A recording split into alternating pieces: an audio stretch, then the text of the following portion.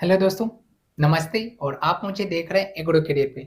मेरा नाम सूरज कुमार है और इस वीडियो में हम आपको बताने वाले हैं कि बीई स्वॉर का रिजल्ट कब तक आएगा। साथ में बीई स्वॉर में रिजल्ट आने के बाद काउंसलिंग कैसे होता है, कट ऑफ किया जाता है, कौन सा सीट पर पीजी करना सही रहेगा सब्जेक्ट वाइज और इसमें डॉक्यूमेंट कौन-कौन से लगते हैं। तो इस वीडियो को लंबा नहीं करेंगे और इस वीडियो को ज़्यादा ही शॉर्ट में रखेंगे। कुछ छूट जाएगा तो आप कमेंट कर दीजिएगा। वीडियो अच्छा लगेगा तो लाइक, सब्सक्राइब और शेयर करना मत भूलिएगा। तो चलिए हम शुरुआत करते हैं। सबसे पहले जो बीई स्वॉर का जो एग्ज़ाम हुआ था, उसमें आप जाने कि बीई स्वॉर में टोटल कितने सीट हैं। तो बीई स्वॉर में आपका 104 सीट है इस बार, जिसमें कि आपका बीई स्वॉर का जो अपना सीट है एंट्रेंस एग्ज़ाम का वो 80 पर एग्ज़ाम हुआ है और 24 जो है आईसीआर का सीट है। कितने सीट है टोटल? आपका 104 सीट है, जिसमें कि बी स्वॉर से जो एडमिशन होंगे उसमें 80 सीट है, आईसीआर के 124। एग्रोनॉमी का सीट की बात करें तो 9 सीट है। एग्रीकल्चर इकोनॉमिक्स का जो बात करें तो 4 सीट है। माइक्रोबायोलॉजी का जो अगर बायोटेक्नोलॉजी का बात करें तो 4 है। स्टैटिस्टिक्स का 3 है। इंटोमोलॉजी का 4 है। एग्रीकल्चर एक्सटेंशन का 4 है। हॉर्टिकल्चर फ्रूट साइंस का 4 है। पोस्ट हार्वेस्ट मैनेजमेंट का 3 है। वेजिटेबल साइंस का 10 है। जेनेटिक्स एंड प्लांट ब्रीडिंग का 9 है। प्लांट पैथोलॉजी का 6 है। प्लांट फिजियोलॉजी का 2 है और सॉइल साइंस का 9 है। इस मिलाकर टोटल जो अगर सीट की बात करें तो 80 सीट है सिर्फ बी सब और का। तो अब काउंसलिंग कितने सीटों पर होगा रिजल्ट आने के बाद, तो ये भी जान लीजिए जो काउंसलिंग होगा वो अभी आपका 80 सीटों पर होगा। 24 सीटों में से क्या उस पर काउंसलिंग होगा कि नहीं, तो ये भी बता देते हैं। देखिए 24 जो सीट है तो कुछ आईसीआर का जितने एक्रीडेटेड ब्रांच होंगे तो वो आईसीआर के एग्जाम के थ्रू आपका फिल होंगे। अगर उसमें से अगर कुछ सीट बचेगा और एक्रीडेशन नहीं होगा जिस कॉलेज पर, तो उसका जो काउंसलिंग होगा उस बी सबौर यूनिवर्सिटी खुद अपने सेकेंड राउंड पर काउंसलिंग करवाती है जो बचा हुआ सीट है। तो जानिए सबसे पहले कि रिजल्ट कब आएगा।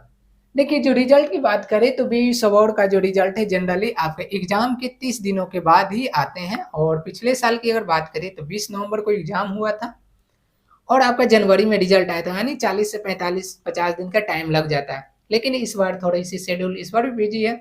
इंटरव्यू और असिस्टेंट प्रोफेसर का रिक्रूटमेंट हो रहा है, साथ में मिड टर्म अभी चल रहा है। तो आपका मान कर चलिए कि दीपावली के पास या दीपावली के बाद ही आपका रिजल्ट आएंगे। उससे पहले आ जाता तो बहुत बढ़िया है। आपका एक एक अपडेट आपका जो है एग्रो कैडेट चैनल पे भी अपडेट कर दिया जाएगा। साथ में अगर आपको बीयू का स्वॉर का टेस्ट सीरीज अगर चाहिए तो हम एग्रो कैडेट पूसा ऐप पे ही चलवाते थे और चला भी रहे। साथ में बीओ का अगर कोर्स करना है ऑनलाइन मोड में तो आप हमारे साथ जुड़ सकते हैं, डिस्क्रिप्शन बॉक्स में लिंक है। और साथ में एग्रोकेट पूसा ऐप डाउनलोड कर सकते हैं, वहाँ पर बहुत सारे इन्फॉर्मेशन रहते हैं। नेमरा सुंडा का नया टेस्ट सीरीज भी शुरू हो गया तो आप लोग जरूर विजिट करिएगा। इसके बाद कट ऑफ किया जाता है तो ये भी बात जान लीजिए।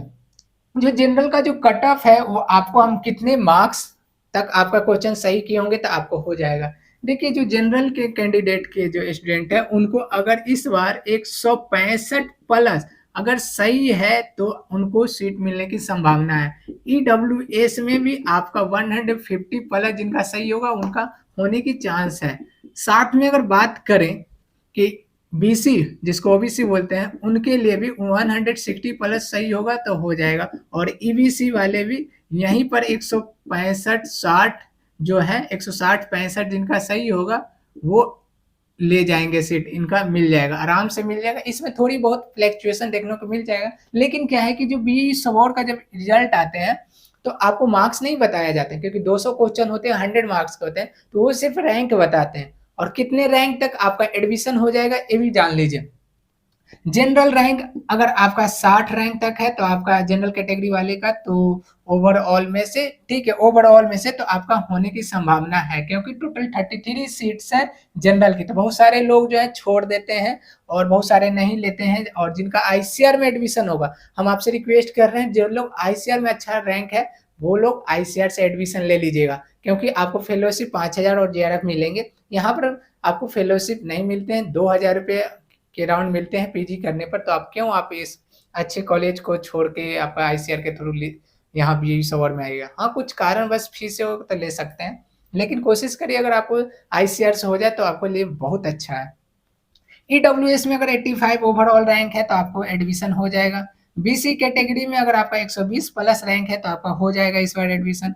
ईबीसी जो है आपका 132 प्लस माइनस अगर रैंक है ओवरऑल तो आपको मिल जाएगा। और एससी कैटेगरी में है कि 250 प्लस तक एडमिशन हो जाएगा, क्योंकि एससी कैटेगरी एकमात्र ऐसे कैटेगरी है जिनका पे लास्ट लास्ट तक एडमिशन हो जाता है, क्योंकि बहुत सारे कैंडिडेट हैं जो आईसीआर की तरफ मूव करते हैं। और आईसीआर से मूव इसलिए करते हैं क्योंकि जो बीई की स्वॉर्ड में है थोड़ी सी डिग्री जो है लेट से मिलते हैं एमएससी में खासकर, लेकिन एडमिशन हो ही जाते हैं सभी को आईसीआर में, शायद संजोग किन्हीं का छूट जाता है। तो बहुत सारे ऐसे कैंडिडेट हैं जो स्टैटिस्टिक्स लेना पसंद करते हैं, तो आप उसमें वहाँ सीट नहीं है पीएचडी में, पोस्ट हार्वेस्ट मैनेजमेंट में सीट नहीं है पीएचडी में, तो बहुत सोच समझ के लीजिएगा। कॉलेज यूनिवर्सिटी बहुत अच्छा है। साथ में अगर बात करें कि कैसे काउंसलिंग होता है तो ये भी जान लीजिए। जो काउंसलिंग होता है वो आपका रिजल्ट आते हैं, रिजल्ट आने के बाद आपको एक शेड्यूल या आपको डेट बताया जाता है 5-10 दिन के बाद, वो आपका सारा डॉक्यूमेंट लेके आना होगा। आपके पास पीडीसी आपके पास होना जरूरी है उस दिन। और जो लोग कैटेगरी से हैं, कैटेगरी के लिए आपको जो रेसिडेंशियल इनकम कास्ट सर्टिफिकेट लगते हैं, ऐसे इनकम लगते नहीं है, लेकिन आपका ओबीसी ईडब्ल्यूएस सर्टिफिकेट और एससी जो भी कैटेगरी के हैं उन्हें रेसिडेंशियल और कास्ट सर्टिफिकेट आपके 2023 का बना होना चाहिए। कब का? 2023 का। अगर उससे ज्यादा पुराना है तो आपको एडमिशन में प्रॉब्लम होते हैं। तो इसलिए अभी ध्यान दीजिए कि आपको कौन कौन सा डॉक्यूमेंट है। आपको सारा 10-12 ग्रेजुएशन का मार्कशीट होना जरूरी है, इसके साथ में कास्ट सर्टिफिकेट और रेसिडेंशियल सर्टिफिकेट करेंट का होना चाहिए। डिग्री तो 1 साल आगे पीछे हो सकते हैं, गैप सर्टिफिकेट नहीं लगते हैं। साथ में एक मेडिकल सर्टिफिकेट भी लाना होता है। और काउंसलिंग में किनको बुलाया जाता है ये भी जान लें। काउंसलिंग में जिनका रिजल्ट होता है 5 गुना, उन सभी लोग को बुलाया जाता है जिनका लिस्ट में नाम रहता है। और काउंसलिंग में सभी लोग पार्टिसिपेट करिएगा। जो लोग फर्स्ट राउंड में पार्टिसिपेट करते हैं उन्हीं को सेकेंड राउंड में बुलाया जाता है। काउंसलिंग के लिए सीट बचती है तो, क्योंकि सेकेंड राउंड में अपग्रेडेशन होते हैं और बहुत सारे सीट खाली भी होते हैं, आईसीआर के थ्रू एडमिशन ले लेते हैं। तो ये बात हमेशा ध्यान रखिएगा कि काउंसलिंग में अटेंड करना बहुत जरूरी है। जिनका अटेंडेंस लगता है उन्हीं को सेकेंड राउंड में बुलाया जाता है, अगर फर्स्ट राउंड में नहीं मिलता है तो। ये चीज, कितने रैंक पर कौन सा ब्रांच मिलता है। अच्छी ब्रांच की बात करें तो agronomy, soil science, GPB, plant pathology, horticulture, entomology, ये सारे चीज मेजर जो है आपको अच्छे सब्जेक्ट हैं। तो एग्रोनॉमी सबसे पहला चॉइस होता है बहुत लोगों का, फिर सॉइल साइंस होता है, फिर पैथोलॉजी होता है, फिर उसके बाद हॉर्टिकल्चर की तरफ मूव करते हैं, फिर जेनेटिक्स एंड प्लांट ब्रीडिंग, फिर entomology, extension economics, plant physiologist third last होते हैं, सेकेंड लास्ट स्टैटिस्टिक्स होते हैं, और सबसे लास्ट जो है बायोटेक्नोलॉजी होते हैं। सीड टेक्नोलॉजी भी लेना पसंद करते हैं, पोस्ट हार्वेस्ट मैनेजमेंट है, ये सारे चीजें हैं। लेकिन अगर आपका रैंक जनरल रैंक 120 है तो आपका हो जाएगा। आपको एग्रोनॉमी पे बता ही दिए। उसके बाद नीचे जो है रैंक में वेरी करते हैं, क्योंकि बहुत सारे कैंडिडेट हैं उनका मनपसंद सीट नहीं मिलता है तो वो नहीं लेते हैं। ये सारे चीज, कौन सा विषय से पीजी करना सही रहेगा। अगर आप पीएचडी करना चाहते हैं, पीजी अगर कर रहे हैं तो पीएचडी जरूर करिएगा, नहीं तो कोई फायदा नहीं। अल्टीमेट एम है जॉब लेना, तो क्या फायदा।